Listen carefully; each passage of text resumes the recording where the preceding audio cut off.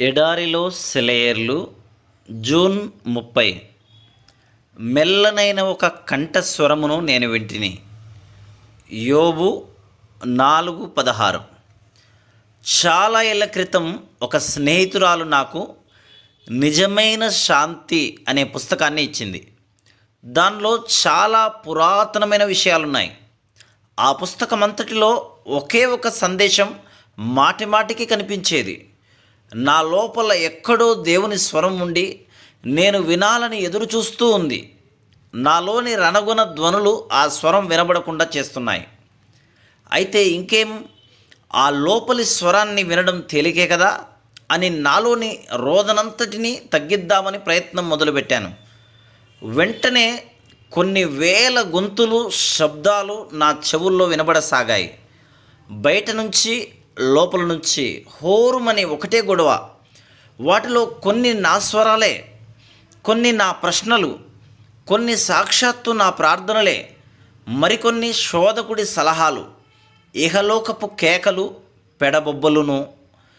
అన్ని వైపుల నుంచి అవి నన్ను నెట్టుకుంటూ, తోసుకుంటూ, గోల పెడుతూ, గజిబిజిగా నన్ను నిలవనీయకుండా చేశాయి.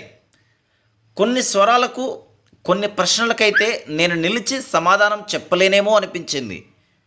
అయితే దేవుడు అన్నాడు, నిశ్శబ్దంగా ఉండు, నేనే దేవుణ్ణని తెలుసుకో. అయినా ఇంకా నా పీడ తొలగలేదు. రేపటి గురించిన ఆందోళనలు, రేపేం చేయాలి, చెయ్యగలవా అనే భయాలు కలిగాయి. దేవుడు మళ్ళీ అన్నాడు, నిశ్శబ్దంగా ఉండు. అది విన్న తర్వాత మెల్లిమెల్లిగా విధేయత నేర్చుకున్నాను. ఏ శబ్దము వినిపించకుండా చెవులు మూసుకోవడం నేర్చుకున్నాను. కొంతకాలానికి శబ్దాలన్నీ సద్దుమణిగాయి, లేదా నేను వాటిని వినడం మానేశాను. అప్పుడు ఎక్కడో లోతుల్లోంచి ఒక మెల్లని స్వరం వినిపించసాగింది. అది అంతులేని మృదుత్వం కలిగి వినడానికి హాయిగా ఉంది. ఆ స్వరమే నా ప్రార్థన, నా జ్ఞానం, నా కర్తవ్యమయ్యింది. ఆ స్వరం వినడం మొదలుపెట్టినప్పటి నుంచి అంత తీవ్రంగా ఆలోచించవలసిన అవసరం కలగలేదు. గట్టిగా ప్రార్థించే అవసరమూ కనిపించలేదు. పరిశుద్ధాత్మ దేవునిదైన ఆ మెల్లని స్వరమే నా హృదయంలో దేవునికి ప్రార్థన, నా ప్రశ్నలకి దేవుని జవాబు కూడా అదే. ఆ స్వరమే నాకున్న జ్ఞానమంతటికీ అర్థం, ఆశీర్వాదం అయింది. ఎందుకంటే సజీవుడైన దేవుడే నా జీవితం, నా సర్వస్వం అయ్యాడు. చావును గెలిచి తిరిగి లేచిన మన ప్రభువు ఆత్మను మనలో నింపుకునే పద్ధతి ఇదే.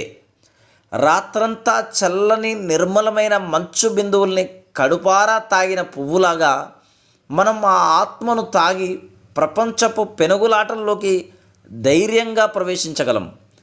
కానీ తుఫాను రాత్రిలో పొగమంచు పట్టదు. అలాగే దేవుని కృప అనే పొగమంచు అల్లకల్లోలంగా ఉన్న ఆత్మ మీద కురియదు. Praise the lord.